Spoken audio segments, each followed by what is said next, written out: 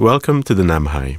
I'm Reda Amalou. I'm based in Paris at the architectural firm AW2. We designed the resort that you're visiting today. In its first year of operation, the Namhaï won worldwide acclaim from a grand suite of magazines. The one I'm most proud of was conferred by Travel and Leisure magazine, which hailed the Namhaï as the best resort in the world in its annual design competition. Some of you have come a very long way to visit the Namhaï. That's why we've been moved to create a walking tour of the Namhaï as a way to answer a few questions and open a few doors into the culture of this country. It's my belief that history and time are an especially fertile breeding ground for contemporary and future architecture. In the following tour, I'm going to focus in two distinct areas, in the villas themselves and along the main axis of the resort. I am also going to take you to an original temple structure that we've preserved on the grounds of the Namhaï. Before we get underway, let me call your attention to the resort's emblem, the lanterns of Hoi An. If you've been to our restaurant, you've seen an interpretation of these lanterns in the exquisite glass orbs. And if you've been to Hoi An, you've seen a profusion of lanterns hung from the old town's shop houses. Hoi An is famous for its lanterns. Lanterns factor significantly into the aesthetics of Asia, and so we have adopted this motif as the emblem of the resort. And now, let us begin the tour. The entire design of this resort is rooted in the Vietnamese house. The villas at the Namhaï are a reinterpretation of an archetype that is found in central Vietnam. To the Vietnamese, these houses are known as Nha Rong, or Nha Vuon. Nha Rong literally translates as house panels or house of panels, and Nha Vuon translates as house garden or garden house. For the purposes of this introduction, let's refer to the structure as a garden house. These homes are characterized by a relationship between breadth and depth that's been preserved in our interpretation of the villas, by a pitch roof of flat tiles, by a timber frame that supports the immensity of the roof, and by panels of decorative art within. In Toi Tien Huay province alone, a French NGO has identified hundreds of these traditional homes, but they're vanishing fast, undone by time and weather and by the prerogatives of families who yearn for brighter, cleaner, open spaces for their families. Now, let me ask you to go outside the villa and stand several meters away from the side of the villa. In the garden house, the longest side of the house is typically the front facade. In nearly every case, the front of the house is characterized by a suite of doors. That's not the case in our interpretation. The front of our villa is the narrow seaside facade. In fact, we have reoriented the spatial arrangement of the traditional house by 90 degrees. If you were standing in an original garden house, you would be standing among several colonnades. Traditionally, these columns were made of gos lim, also known as ironwood. The columns were necessary to support multiple layers of roof tiles. That necessity created a great deal of structural intrusion into living space. In our interpretation, we've employed modern engineering to handle the weight of the roof, but preserved some of the columns in homage to that defining element of the interior space. Now, let me draw your attention to the platform bed of the villa. After the ancestor altar, the platform bed, or fan, is the most prominent furnishing in the Vietnamese home. Far more utilitarian than beds in the West, the platform bed is multi-purpose and not nearly as sacrosanct as sleeping spaces in the West. Culturally, Vietnamese people prize community over the individual. Privacy is not nearly as hallowed, so there is no discord in a furnishing that serves as a foundation for a card game, a meal of rice and fish, some work on the maintenance of a conical hat, and sleep. At bedtime, the Vietnamese typically roll a thin straw mat onto the wooden platform, and voila, sleeping accommodation. At the Namhaï, we abandoned the austerity of the traditional bed, but retained the multi-purpose functionality of the fan and the centrality of its location in the home. On the Namhaï's platform bed, like the Vietnamese fan, there is opportunity to sleep, to work at a desk, to lounge with family, and even, here's the novel twist, take a bath.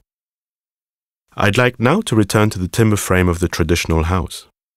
Beneath the highest pitch of the garden house, homeowners frequently hung a dropped ceiling as a way to provide definition and decor to an otherwise vast space. We've retained the dropped ceiling above the platform bed, and we've reimagined the panels, the rong, that very distinctive decorative element, in a wooden grille that defines the lower roofline. At the entrance to most garden homes, there is no direct route from the edge of private property to the main door of the house. Instead, the bin phuong, or screen, diverts the ability of anyone or anything to move directly in a straight line. I understand this impulse to screen the home in a variety of ways. First, the screen serves as a distraction to malevolent spirits carried on the wind. But I also understand the indirect route necessitated by the bin phuong as emblematic of a certain indirection that's prevalent in Vietnamese culture. Unlike many in the West, the Vietnamese don't laud the straight-on direct approach. They prefer a subtle, less direct approach. How does this element of Vietnamese architecture play at the Nam Hai? If you're staying in one of the pool villas, you know already because you must walk around a bin phuong whenever you approach the villa from the rear entrance. I'd like you to now proceed to the reception pavilion, where I'll lead you on a walking tour of the resort's main axis. Please press the pause button on your iPod. Let me begin this walking tour with a brief introduction to Vietnamese architecture. According to the renowned Vietnamese historian Nguyen Van Huyen, the Vietnamese understand architecture as the highest achievement of their art. But for the Vietnamese, architecture is so much more than structure. It is a melding of structure and landscape and less easily definable constituents that the wider world know as feng shui, and the Vietnamese call phong thủy. Literally, phong thủy translates as wind-water. As we begin this part of the tour, I'd like to position you on the seaside of the reception hall, looking out over the main axis of the resort, over the reflecting pool, the upper pool, the lap pool and main pool, all the way out to sea. Let's turn now to the right and the next stop on the tour. The long suite of doors that front the breadth of the boutique and boardroom are distinctly Vietnamese. Moving towards the sea along the right side of the axis, let me draw your attention to the roof of the open lounge to the right. The vast roofs of these more public buildings are of the second traditional style found throughout this part of Vietnam, and they are hallmarks of Hue architecture. The tiles that you find on the roofs of most traditional structures in Vietnam fall into one of two categories: pan tiles, whose interlocking S-shaped sections reference the yin and the yang, and flat tiles that achieve such density of configuration that the Vietnamese often liken the layers to the scales of a fish. Moving on, I'll ask you to stop at the uppermost swimming pool and have a look at the big-bellied jars set on their own stages. As everyone knows, rice is an integral part of Asian culture, as much part of Vietnamese culture as any other, perhaps more so. When you eat in Vietnam, you ăn com, or eat rice, even if you're not actually going to eat rice. The jars before you here are used for rice and water as well. Typically, the big jars are used for water and the smaller, same-shaped jars are used for rice. Though our jars have handles, the traditional ones do not. When the Vietnamese carry these, they embrace them. That speaks to the culture's relationships to its staple. Culturally, there's been a love affair between the Vietnamese and this crop for thousands of years. At this point, I won't ask you to continue your descent to the main pool, but do look at the ranks of palms. The symmetry is naturally appealing, but this too has precedent in the garden house, many of which are set off by a line of areca palms. The straightness of a tree trunk is an emblem to the integrity of a home's occupant, the symbol of a gentleman. Like so many elements at large in the Nam Hai, we've sought multiple levels of reference to tradition as we designed the resort. I would also point out to you the wonderful frangipani trees around the main pool. The Nguyen emperors were particularly fond of this tree. The lovely flowers tempt pickers, but mindful Vietnamese, for whom the flowering boughs of beautiful trees are often fair game, avoid picking these blooms. Why? according to a local custom, a ghost may follow that lovely flower home with you, and nobody wants that. If you cross now to the opposite side of the axis, toward the restaurant, I want to mention one other inspiration. Note the sheer-faced walls that border the steps. You may recall these walls from the epic French film about the colonial era, Indochine. When Catherine Deneuve and her adopted Vietnamese daughter are sitting in a lakeside pavilion, they are actually sitting on the grounds of Tu Duc's tomb, one of the most magisterial and inspiring works of architecture in all Vietnam.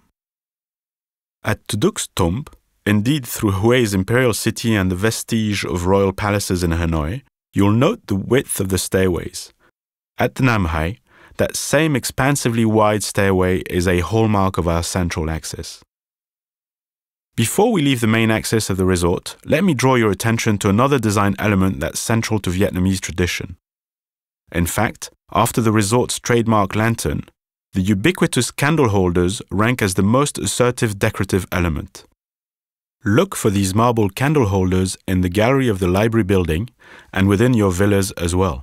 If you're standing back at the reception pavilion, you've come to the conclusion of our tour along the resort's main axis.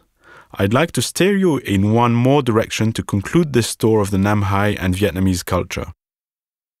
Walk south from reception along the pathway below the high ridge of the pool villas and turn left towards the sea on the path between the two southernmost loops of villas. About 50 meters down this path is the Tan Huang Temple. This temple sits on its original footprint, though the temple was completely rebuilt when the villas were built. Every village in Vietnam maintains a temple for their tutelary gods. It's important to understand that this temple is not derived from Buddhist beliefs or even Confucian traditions. Fishermen who put out to sea nearby worshipped at this temple, praying to locally esteemed gods for safe passage and safe return. Though the Nam Hai now occupies this site, locals still make pilgrimages to this site at Tet and on other festival days of the lunar calendar. It's in the resort's best interest to keep this temple, says one local who now works at the resort. He says, and I quote, "The reason we keep the temple is because we want to keep the ghosts in the temple, not in the villa." This concludes this design tour of the Nam Hai. I hope you'll enjoy a rich stay for the journey.